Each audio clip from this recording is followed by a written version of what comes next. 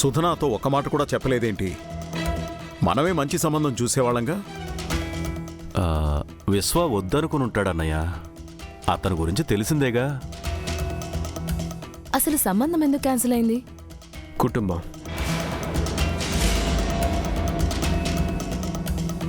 కుటుంబమా? ఆ అబ్బాయి వాళ్ళకి పెద్ద కుటుంబం నుంచి వచ్చిన అమ్మాయి కావాలంట.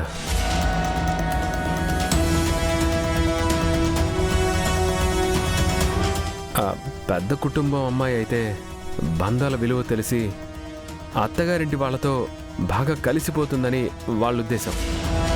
వాళ్ళ ఆలోచన మంచిదే. ఏ ఇంటి నుంచైనా అమ్మాయిని కోడలిగా తెచ్చుకునేటప్పుడు పెద్దవాళ్ళు ఇలానే ఆలోచిస్తారు.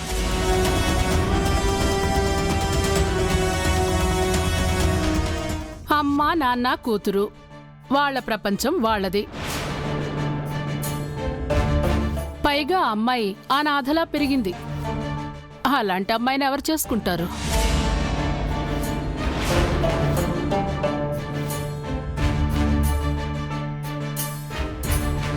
ఆ విశ్వనాథ్కి ఇప్పుడు బాగా బుద్ధొచ్చుంటుంది.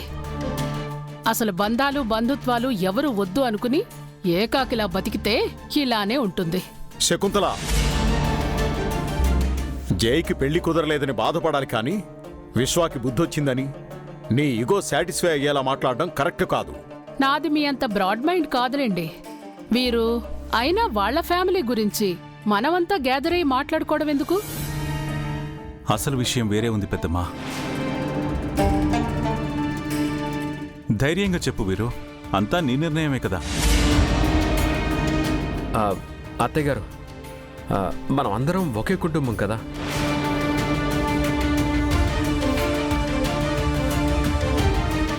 మన కుటుంబంలో సుధా పిన్ని గారు కూడా ఒకరు.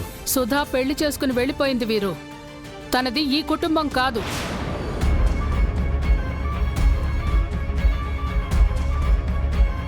నాకు కూడా పెళ్ళైపోయింది. అయితే నేను కూడా ఈ కుటుంబంలో మనిషిని కాదా అమ్మా?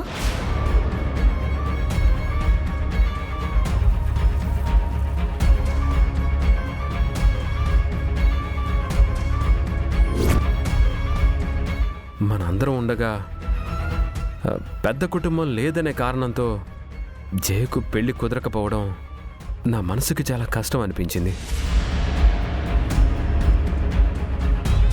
అందుకే మనం అంతా ఒకే కుటుంబం అని తెలిసేలా జయ నిశ్చితార్థాన్ని మన ఇంట్లోనే మీ చేతుల మీదుగా జరిపించాలని సుధా పిన్నికి మాటిచ్చాను. వీరు ఎవరిని అడిగి మాటిచ్చావు?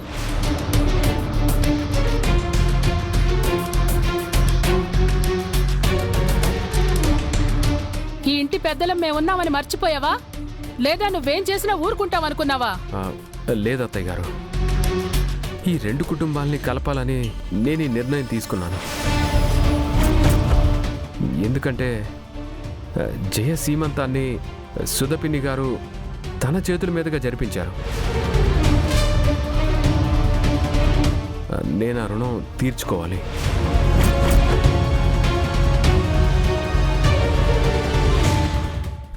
అందుకే జయ నిశ్చితార్థాన్ని మన ఇంట్లోనే జరిపించాలనుకున్నాను.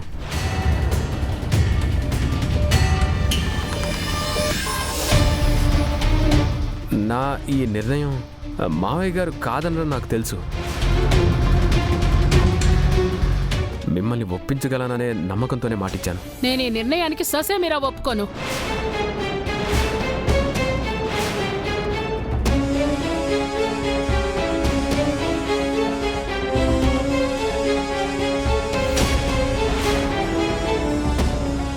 నువ్వేం చెప్పినా వింటాను వీరు, కానీ ఒక్క విషయంలో మాత్రం వినను.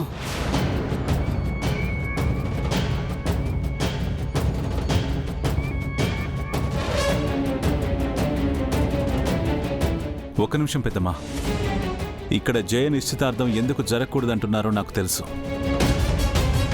ప్రీతి సీమంతానికి మీకే మీరు ఒక మెట్టు దిగి అత్తయ్య వాళ్ళింటికి వెళ్ళి వాళ్ళని పిలిచేలా చేశారన్నది మీ కోపం. కానీ మీకిప్పుడు ఒక అవకాశం వచ్చింది.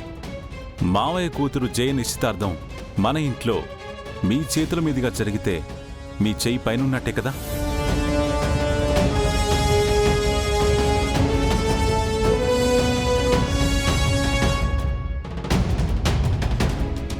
ఇంకొక విషయం ఏంటంటే, విశ్వనాథ్ మావయ్య బెట్టు వదిలి మెట్టు దిగి ఆయన కూతురు ఎంగేజ్మెంట్ మన ఇంట్లో జరిపించడానికి ఒప్పుకున్నారు అంటే ఆయన హాని పక్కన పెట్టినట్టే కదా.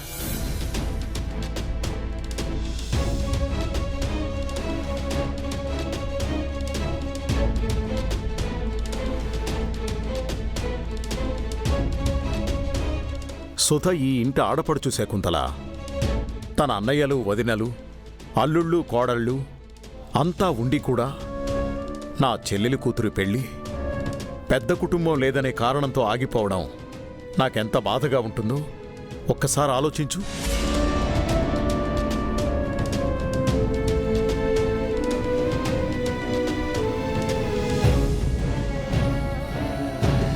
ఇప్పటి వరకు మీ చేతుల మీదుగా ఎన్నో శుభకార్యాలు జరిగాయి. మీ ఆడపడుచు కూతురి నిశ్చితార్థం కూడా మీ చేతుల మీదుగా జరిగితే మీదే పైచేయి అవుతుందని వీరు అభిప్రాయం. పైగా ఈ రెండు కుటుంబాలు కలవాలని వీరు తీసుకున్న ఈ నిర్ణయాన్ని మనం కాదంటే ఏం బాగుంటుంది? ఈ ఇంటి అల్లుడి మాటకి మనం కొంచెమైనా విలువివ్వాలి కదా. సిస్టర్, ఈ angry how many years carry చేస్తావు? అందరం కలిసిపోతే హ్యాపీగా ఉంటాం కదా. Please say okay sister.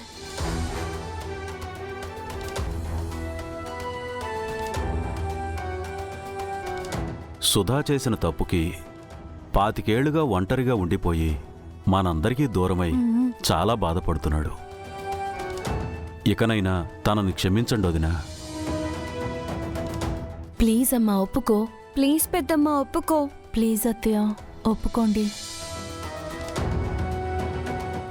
జయ నిశ్చితార్థం మీ చేతుల మీదుగా జరిగితే ఈ రెండు కుటుంబాలు కలవడమే కాదు, ఈ రెండు కుటుంబాలకి పెద్దగా మీరే ఉంటారు.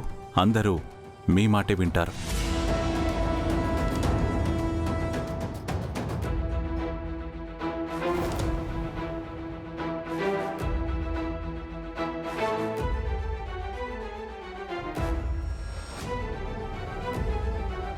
సరే, మీ ఇష్టం. హే,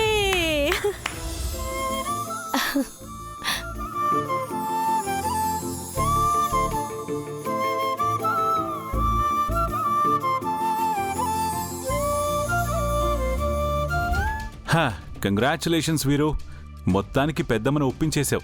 ఈ శుభకార్యం నీ చేతుల మీదుగానే జరగాలి. పెదనాన్న, మీరేం టెన్షన్ పడకండి. ఈ కార్యక్రమం అయ్యేంత వరకు వీరుదే బాధ్యత. ఏం వీరు?